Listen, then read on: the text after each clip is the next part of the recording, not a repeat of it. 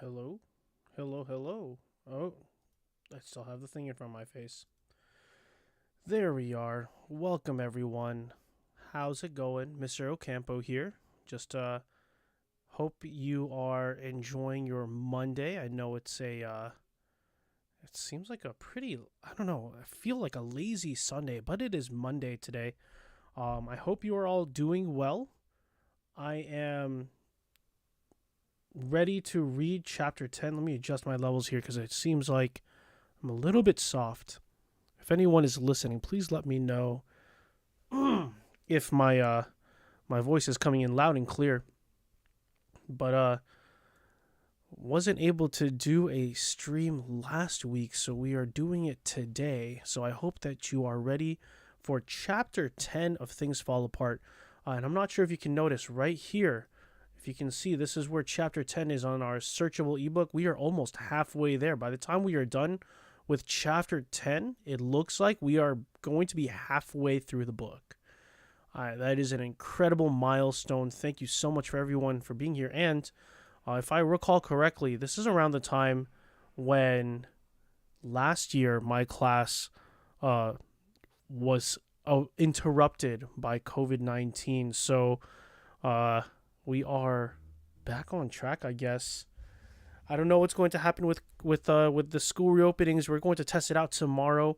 For those of you who don't know, Tuesday, the 23rd, is the day when all juniors have to take the ACT across the valley. So all schools, all high schools are going to be testing out this whole in-person thing for a small group of students, but for as many of the staff as we can get. And I will be one of those staff members who will be present at the school tomorrow.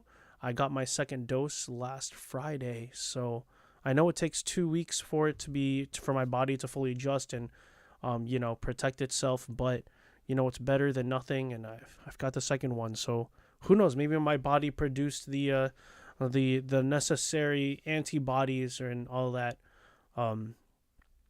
quicker, and I'll be more immune. But I'm still going to be playing it safe, still following social distancing. Remember, kids, we're doing this so that we can protect you and your families. I know it sucks being at home. Virtual learning is not ideal, but we are doing our best. And hey, this is one heck of an experiment. Who knows how education is going to change moving on forward into the future.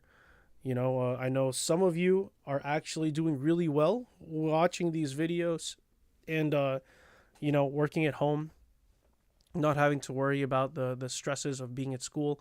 And then some of you are struggling because you have way more anxiety and way more responsibilities at home than you would if you were in the physical classroom. But hey, we're here now to read chapter 10. And if you ever want to discuss any of this with me, please feel free to bring it up during class, or, and I'm going to utilize this with utmost discretion, leave something in the comments. Tell me what you think about these thoughts or any of the content that I give you. Leave a comment, and I'd be happy to follow up with that. I'm trying to be a unique teacher here. I'm not sure if I'm doing a good job at it. Anyways, let's go into chapter 10. I haven't read this beforehand. It's been usually I do my recording before, but you're in for a treat, kids. Another teacher, Mr. De Los Santos, he recorded chapter 10 for us, and we're going to listen to his reading. But you will have my beautiful voice available as a recording in this video on my YouTube. So here you go. Chapter 10 of Things Fall Apart. Large crowds began to gather on the village Elo as soon as the edge had worn off the sun's heat, and it was no longer painful on the body. Most communal ceremonies took place at that time of the day, so that even when it was said that a ceremony would begin after the midday meal, everyone understood that it would begin a long time later when the sun's heat had softened. And I know for all of us who live in Las Vegas, we tend to not do anything in the middle of the day, or we avoid it because it's just so hot. So we wait until it's a little bit later in the day when the sun's at an angle and we can find, more shade. They're doing the same thing. But they're gathering in the village Elo. Remember, the last time we heard about the Elo was when there was a wrestling match, okay? So it's like the big town square, the center area of the village. It was clear from the way the crowd stood or sat that the ceremony was for men. There were many women, but they looked on from the fringe like outsiders. The titled men and elders sat on their stools waiting for the trials to begin. In front of them was a row of stools on which nobody sat. There were 9 of them. 2 little groups of people stood at a respectable distance beyond the stools. They faced the elders. There were 3 men in one group and 3 men and 1 woman in the other. The woman was Mbafo, and the 3 men with her were her brothers. The other group were her husband, Ozwulu, and his relatives. Magbafo and her brothers were as still as statues into whose faces the artist has molded defiance. Ozwulu and his relative, on the other hand, were whispering together. It looked like whispering, but they were really talking at the top of their voices. Everybody in the crowd was talking. It was like the market. From a distance, the noise was a deep rumble carried by the wind. An iron gong sound. Okay, wait. So first off, the setting here. So you've got the elders up front, and they're facing the crowd of people. And on one side, you have Mugbafo, it's a woman, and then her brothers. And then on the other side, you have Uzowulu and his relatives. So we have elders, 2 people, and they described it as a trial. I think we're going to have a court of law in session soon. An iron gong sounded, setting up a wave of expectation in the crowd. Everyone looked in the direction of the Igugu house. Gome, gome, gome, gome, went the gong, and a powerful flute blew a high-pitched blast. Then came the voices of the Igugu, guttural and awesome. The wave struck the women and the children, and there was a backward stampede. But it was momentary. Okay. I remember Igugu is like spirits, right? So the voices of the spirits are coming. They were already far enough where they stood, and there was room for running away if any of them should go towards them. The drum sounded again, and the flute blew. The house was now a pandemonium of quavering voices. Amoyim dididi filled the air as the spirits of the ancestors, just emerged from the earth, greeted themselves in their esoteric language. The Igugu house into which they emerged faced the forest away from the crowd, who saw only its back with the many-colored patterns and drawings done by specially chosen women at regular intervals. These women never saw the inside of the hut. No woman ever did. They scrubbed and painted the outside walls under the supervision of men. If they imagined what was inside, they kept their imagination to themselves. No woman ever asked questions about the most powerful and the most secret cult in the clan. Okay, so the Igugu have their own separate hut that's at the edge of like the village facing the forest so that no one else can see it. And I'm thinking, hold on. Where are these spirits coming from? I don't know how to pronounce this, but I'm going to give my best shot. Oyim D flew around the dark, closed hut like tongues of fire. The ancestral spirits of the clan were abroad. The metal gong beat continuously now, and the flute, shrill and powerful, floated on the chaos. And then the Igugu appeared. The women and children sent up a great shout and took to their heels. It was instinctive. A woman fled as soon as an Igugu came inside. All right, we do have a slide with a picture. This is what Igugu can be visualized as. Some masked dancers that represent the ancestral spirits of Amorphia. Got it. That makes sense. So these are the Igugu. They're masked. They're, they emerge from the hut on the edge of the village, and when they are out, it's like the embodiment of the ancestral spirits. Got it. I got it. So these individuals are now running around the village. The Igugu appeared. The women and children sent up a great shout and took to their heels. It was instinctive. A woman fled as soon as an Igugu came in sight, and when, as on that day, 9 of the greatest masked spirits in the clan came out together, it was a terrifying spectacle. Even Ubafo took to her heels and had to be restrained by her brothers. Okay. Each of the 9 Igugu represented a village of the clan. Their leader was called Evil Forest. Smoke poured out of his head. The 9 villages of Umofia. Alright, so Umofia is like the country. And then there's 9 villages within Umofia, I guess. And each village is represented by one of the Igugu, a spirit. That makes sense. Evil Forest represented the village of Umueru, or the children of Eru, who was the eldest of the 9 sons. Umofia Kwenu. Oh, I remember this from like chapter 2. They do like a greeting, like a call and response, you know. Umofia Kwenu, shouted the leading Igugu, pushing the air with his raffia arms. The elders of the clan replied, Ya! Umofia Kwenu! Ya! Umofia Kwenu! Ya! Evil Forest then thrust the pointed end of his rattling staff into the earth, and it began to shake and rattle like something agitating with a metallic life. He took the first of the empty stools, and the 8 other Gugu began to sit in order of seniority after him. Okonkwo's wives, and perhaps other women as well, might have noticed that the second Ogugu had the springy walk of Okonkwo. Aha, okay. All right. So remember, Okonkwo is an Ozo. He's a village elder. And it seems like he is one of the Ogugu.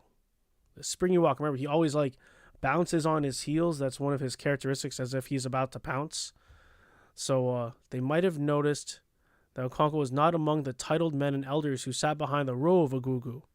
But if they thought these things, they kept them within themselves. The Ogugu with the springy walk was one of the dead fathers of the clan. He looked terrible with a smoked raffia body, a huge wooden face painted white, except for the round hollow eyes and the charred teeth that were as big as a man's fingers. On his head were 2 powerful horns.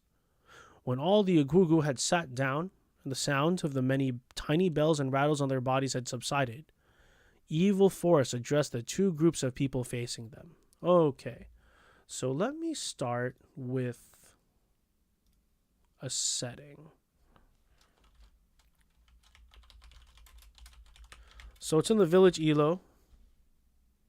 That is hard to... Let's go with that. So in the village Elo, we have elders sitting in a row facing 2 parties, right? 2 groups. And then one of the groups is Ubafo, is a woman and her brothers. And there's 3 of them. And then party number 2 is Uzowulu.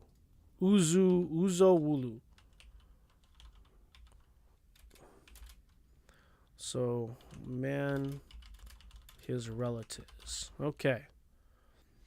And the way that I think it's like is if it were like a court case. Because I think that's what's going to happen. They said it's a trial is about to begin, right? So I want to say maybe courtroom.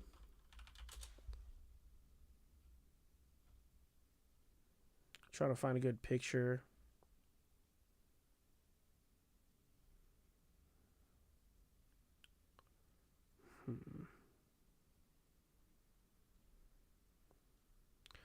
I was never a fan of this, like, in search for the Google Slides. Google, in general, usually has good pictures, and I just import them. But this one, let's take this one, right?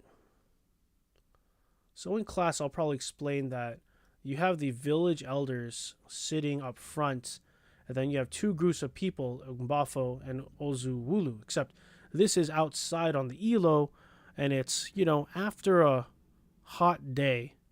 It's kind of like the sun is setting. Yeah. That's when they're meeting. Then we've got the Igugu emerge from their obi on the edge of the village. Okay. Whoop. There we go. And then as a result of them emerging, because these are the spirits of the villages, women are frightened and turn to run. I should say women and children. Remember, it is described that these are like, this is something for men. This is an event for men. So it seems like the justice system is for men only, right? But there is a woman that is involved in this. Okay, where was I? I think it was here. No, I scrolled up. Where am I? Here, yes. They're going to begin. So Okonko is one of them.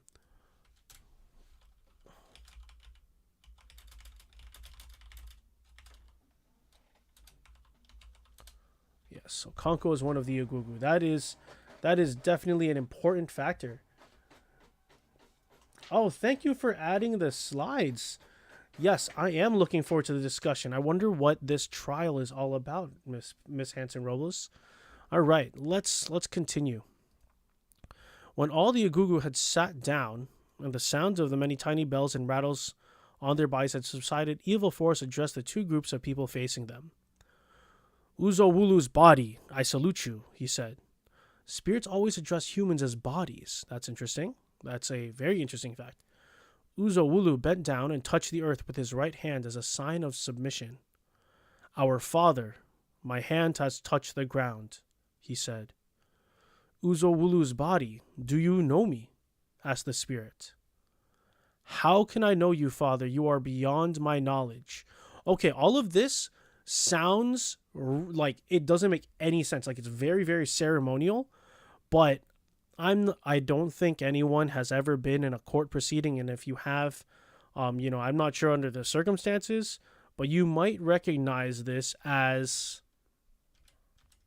like so it's very ceremonial, and this reminds me of like when you go into a courtroom and they say all rise for the judge, and everyone has to stand up, and then the judge or your honor comes in and then tells everyone to sit down and all that, and it's all very, very very formal. There's a lot of meaning behind it. So like this is like that ceremony. Evil Force then turned to the other group and addressed the eldest of the three brothers.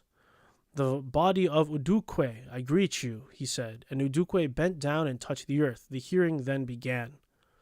Uzowulu stepped forward and presented his case. Yeah, this is definitely a trial. All right.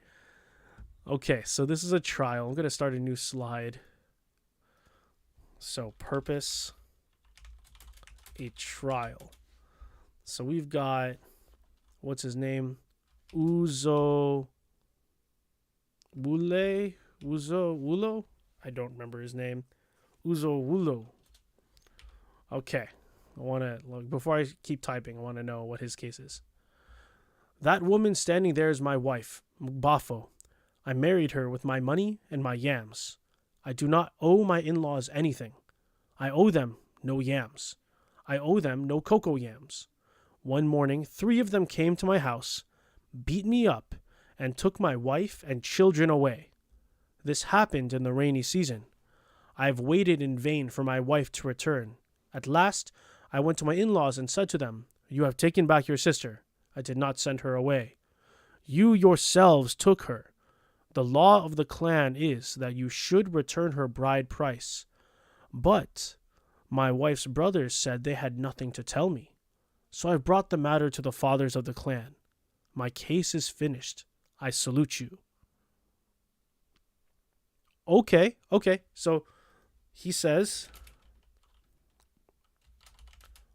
his case is that his wife, was taken away from him, though he owed no bride price to her family. So he wants his wife or his bride. No, he doesn't say he wants his wife back. He wants his bride price back. That's such a weird. It's like, well, I bought something from you, but you stole it back from me. I want my money back. It's a very basic summary of it. Your words are good, said the leader of the Echwukju. I'm going to say that is a typo, and that is Igugu. Your words are good, said the leader of the Igugu. Let us hear Odukwe. His words may also be good. Odukwe was short and thick-set. He stepped forward and saluted the spirits and began his story. So, I'm going to guess Odukwe, brother of Bafo. I'm going to assume that it's like the lawyer role, and also maybe because women can't speak for themselves in this culture. My in-law has told you that we went to his house, beat him up, and took our sister and her children away. All that is true. He told you that he came to take her bride price and we refused to give it to him. That also is true. My in-law, Ozowulu, is a beast. My sister lived with him for 9 years. During those years, no single day passed in the sky without his beating the woman. We have tried to settle their quarrels time without number, and on each occasion, Uzowulu was guilty. It is a lie, Uzowulu shouted. 2 years ago, continued Udukwe, when she was pregnant, he beat her until she miscarried. It is a lie. She miscarried after she had gone to sleep with her lover. Oh, man. Whoa. Okay, so Udukwe says all this is true, but he neglected to share that he was consistently abusive. Oh, man, I feel like a court reporter. This is insane. And then it just devolves, this argument. Uzowulu's body, I salute you. Oh, this is like him saying order in the court, said Evil Forest, silencing him. What kind of lover sleeps with a pregnant woman? There was a loud murmur of approbation from the crowd. Udukwe continued, wow. Look at that. Evil Forest silenced him and provided logic to kind of refute the lie. Last year, when my sister was recovering from an illness, he beat her again, so that if the neighbors had not gone in to save her, she would have been killed. We heard of it, and did as you have been told. The law of Umofia is that, if a woman runs away from her husband, her bride price is returned. But in this case, she ran away to save her life. Her 2 children... Whoa. Okay, wait. I'll share my thoughts after I finish. I need to stop getting so into this. Okay. Last year, when my sister was recovering from an illness, he beat her again so that if the neighbors had not gone in to save her, she would have been killed. We heard of it, and did as you have been told. The law of Umofia is that if a woman runs away from her husband, her bride price is returned. But in this case, she ran away to save her life. Her 2 children belong to Uzowulu. We do not dispute it, but they are too young to leave their mother. If, on the other hand, Uzowulu should recover from his madness and come in the proper way to beg his wife to return, she will do so on the understanding that if he ever beats her again, we shall cut off his genitals for him. Okay, lots of things being said in that paragraph. Hold on. So, Mugbafo's brother, Odukwe, is arguing that the law is, if a woman runs away from her husband, then yes, they have to return their bride price. But she wasn't running away from her husband. She was trying to save her own life. And that kind of invalidates the law. It seems like it's similar, but the intent is different. Her two children belong to Uzawulu. And remember, in this culture, the children belong to the man, not to the woman. But they are arguing that, like, they're trying to take the children into consideration because they're too young to leave their mother, right? So they're not trying to get custody of the kids, but they want to take care of the kids. So they're giving the option of Uzawulu, if he recovers from his madness and begs for his wife to return, then she'll go back so that she can continue taking care of the kids. But if he ever beats her, then they will cut off his junk. Whoa. The crowd roared with laughter. Evil Forrest rose to his feet and order was immediately restored. A steady cloud of smoke rose from his head. He sat down again and called two witnesses. They were both Uzawulu's neighbors, and they even have witnesses. This is an African tribe, and they have a system of justice that is very similar to our own justice system. Just let that sink in, all right? Let that sink in. All right, where am I? They were both Uzawulu's neighbors, and they agreed about the beating. Evil Forrest then stood up, pulled out his staff, and thrust it into the earth again. He ran a few steps in the direction of the women. They all fled in terror, only to return to their places almost immediately. The 9 Agugu then went away to consult together in their house. They were silent for a long time. Then the metal gong sounded and the flute was blown. The Agugu had emerged once again from their underground home. They saluted one another and then reappeared on the Ilo. This is insane. So it seems like we have it seems like the court took a little bit of a break, an intermission, so that they can consider the argument. I'm also going to take a break. Give me 1 second, all right? Be right back.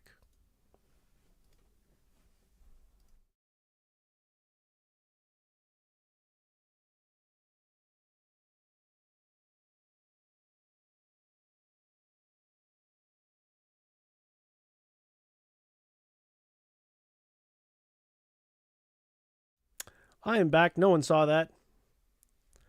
Okay. So it seems like I need to somehow summarize this. So there are also witnesses. Confirm beatings happened.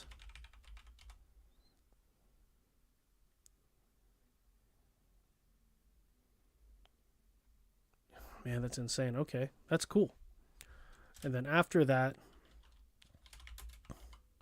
the Agugu, was it? They deliberate. That's right. That's what it's called. They deliberate. I don't know. I don't know how the trial will be decided. That's actually, I think that would be a great question. So this would be a good time to ask, how do you think the trial will end? Who is the guilty party? Should Bafo's family refund the bride price, or should what's his name? Uzawulu be held accountable and have his junk cut off? Yeah, that sounds pretty solid. Let me change this There's a lot of questions here, so I'm going to break up these questions so it's easier to read. So, how do you think the trial will end? Who do you think is the guilty party? Should Wafo's family return the bride price, or should Uzoulu be held accountable and have his junk cut off? Yeah, that's pretty solid. Oh, that's another option. That's right. Should she go back with her husband? Let's see. What is that? Because that's. Or. Oh, wait. No. Or should Uzoulu beg his wife to return? There we go. Those were the two options. Those are the two. Those are the two. The two situations here. All right. Let's see. I'm excited to hear what these what will happen. Umofia Quenu roared Evil Forest, facing the elders and grandees of the clan. Yah, replied the thunderous crowd. Then silence descended from the sky and swallowed the noise. Evil Forest began to speak, and all the while he spoke, everyone was silent. The 8 other Igugu were as still as statues. We have heard both sides of the case, said Evil Forest. Our duty is not to blame this man or to praise that, but to settle the dispute. He turned to Uzowulu's group and allowed a short pause. Uzowulu's body, I salute you, he said. Our father, my hand has touched the ground, replied Uzowulu, touching the earth. Uzowulu's body, do you know me? How can I know you, father? You are beyond our knowledge, Uzowulu replied. I am Evil Forest. I kill a man on the day that his life is sweetest to him. That is true, Uzowulu. Go to your in-laws with a pot of wine and beg your wife to return to you. It is not bravery when a man fights with a woman. He turned to Udukwe and allowed a brief pause. Okay, so the Igugu has spoken. Is Uzowulu has to beg for his wife. Udukwe's body, I greet you, he said. My hand is on the ground, replied Ukukwe. Do you know me? No man can know you, replied Udukwe. I am Evil Forest. I am dry meat that fills the mouth. I am fire that burns without faggots. If your in-law brings wine to you, let your sister go to him. I salute you. He pulled his staff from the hand earth and thrust it back. Umofia Quenu, he roared, and the crowd answered. I don't know why such a trifle should come before the said one elder to the other. Oh, I don't know why such a trifle should come before said one elder to the other.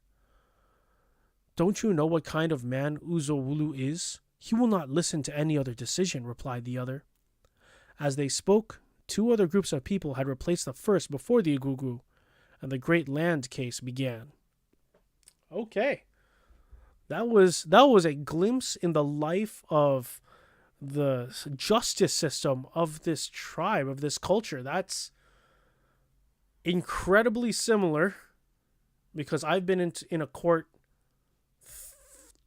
twice now because I was on a jury. Not because I was, guilty of anything, but because I served on a jury. That is incredibly similar to what it's like being in court. You listen to one side, you hear the other side. You let one side refute, you let the other side refute, and you provide evidence as witnesses, and it goes back and forth, but it's all very orderly. It's very fair. And then you have these igugu, or I guess judges, and they deliberate and they provide a verdict. And in this case, the verdict was the man has to beg for his wife back. He's not getting his bride price back like he's asking for. He has to beg for his wife back. And I'm pretty sure they're going to uphold the other end of the bargain, which is cutting his junk off. They want to be sure they are respected above the status of a man. That's right. So the Igugu, they are not of this world. They are the spirits. So remember, these These Agugu, these are the spirits that are brought into the physical world through the bodies of the elders. Now, you might want to take a step back and be skeptical and be like, but it does sound like it's just the elders that are giving their, their sentence, or they're providing their opinion. But remember, these are the elders. These are the men with title. They've earned this title, just like a judge in court has earned this title, and so we give them that honor. We give them that higher status. They're not just a citizen. They're an agent of the law, just like the Igugu are their agents of justice. So if we were to go back, remember, each chapter has so far given us has given us some aspect of culture that we can compare and contrast. They have a system of government in this chapter. We have a system of government. I want you to think, what's different? What's the same? In the last chapter, in chapter 9, it was the system of bride price and I guess like marriage, right? Was that chapter 9? Man, they're all starting to blend together. So for chapter 10, I know it seems kind of weird that we're reading this and there's not much in terms of plot. But remember, all of the first part of this novel is like taking little building blocks. Each little block is a bit of culture, justice system, marriage system, gender roles, family roles. All of these little blocks were building together to build this structure of culture, another tribe's culture. And then in the next half of the book, or not even the next half, because we're already halfway through the book, the next part of this book, we're going to introduce another culture and see what happens to that culture and how in particular our characters react to that culture. Keep in mind, Okonkwo, he's very, very... He holds his culture in high esteem. He doesn't like to deviate too much. He likes to follow the rules. And it's no wonder that he's one of the Igugu, one of the judges in this justice system. So I want to hear your thoughts on this. I want to ask, what are some of the differences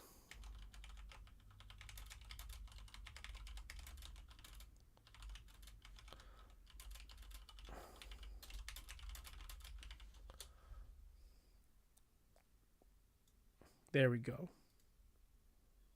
And if you don't know what our justice system is like, this is an opportunity for us to explore it. Remember, by encountering another culture, we begin to start to see the invisible web of our own culture. If we didn't know what our justice system is, by observing this justice system, we can think, hey, maybe we do that too, or maybe we don't do that. There are definitely some things that our justice system does differently, but man, it really does seem similar. And you have to keep in mind, this is the savage African tribe that we're studying, right? Historic books will always paint the cultures of Africa when colonists came in as savages that needed to be cultured, that needed to be educated. And yet, here we are in the middle of this culture, and more often than not, it seems a lot like ours. I mean, yeah, there's some differences, like, yeah, women are not given as much rights or as much, privileges as we like to think that they should be. But don't forget that the ability for women to vote, was given only this century. So, and we're still dealing with, gaps in our gender roles. Think of the salary, the wage gap between men and women. There's so many things that you can consider that maybe paint us as savages. So, just some thoughts. This was kind of like an extended discussion. I hope that if you're watching this before class begins on Thursday, Friday, I hope you bring your thoughts to class. If not, I'll bring them up and I'll challenge you to think about it in class. But other than that, thank you for joining me for reading chapter 10. It wasn't as long as I thought because there's so much dialogue. But I did make it longer because there's just a lot to unpack in this one. And I really, really enjoy, taking apart, like court proceedings and such. So if you enjoyed it, please let me know. Leave a comment. Don't forget to like and subscribe so that you can get these videos and notifications of when I go live, because I'm going to keep doing this until we finish this book. Virtual or not, I really want to finish this book and have this archived for my future classes to see. So thank you for tuning in. Thank you, Miss Hanson Robles, for watching again and providing some things for me to think about. I really hope that in the future we have more viewers and more people who engage. And that will probably come when I give more notice, advance notice, and not just a last minute like, hey, let's do it now. So I'm working on that.